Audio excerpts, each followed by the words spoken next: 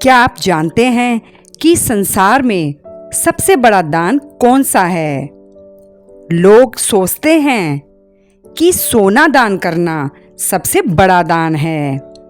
कोई कहता है धन दान सबसे बड़ा है। कोई कपड़े दान को महान मानता है। लेकिन भगवान विष्णु ने स्वयं बताया है कि इन सब से बड़ा एक ऐसा दान है जो सीधे भगवान तक पहुंचता है। एक बार माता लक्ष्मी ने भगवान विष्णु से पूछा, प्रभु, पृथ्वी पर लोग तरह तरह के दान करते हैं। कोई धन देता है, कोई वस्त्र देता है, कोई सोना देता है, लेकिन इनमें सबसे बड़ा और श्रेष्ठ दान कौन सा है? भगवान विष्णु मुस्कुराए और बोले, देवी, इस संसार में सबसे बड़ा दान है अन्नदान, क्योंकि धन और सोना केवल कुछ समय के लिए सुख देते हैं, लेकिन अन्न जीवन देता है।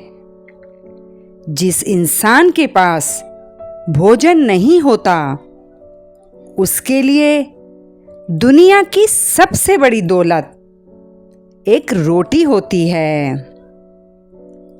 शास्त्रों में भी कहा गया है, अन्नदान महादान, क्योंकि जब आप किसी भूखे को भोजन कराते हैं तो आप केवल उसका पेट नहीं भरते, बल्कि उसके जीवन को बचाते हैं।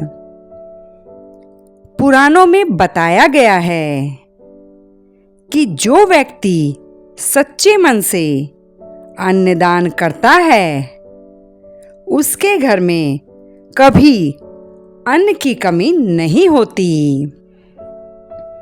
भगवान विष्णु कहते हैं कि जो व्यक्ति भूखे को भोजन देता है, वह सीधे भगवान की सेवा करता है।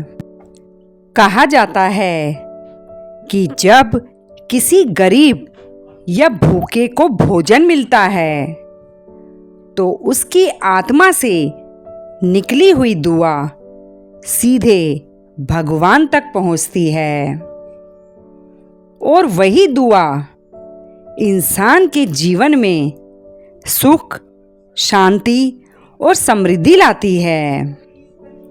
इसीलिए हमारे सनातन धर्म में मंदिरों, आश्रमों और तीर्थ स्थानों पर भंडारा और अन्नदान की परंपरा हजारों सालों से चली आ रही है।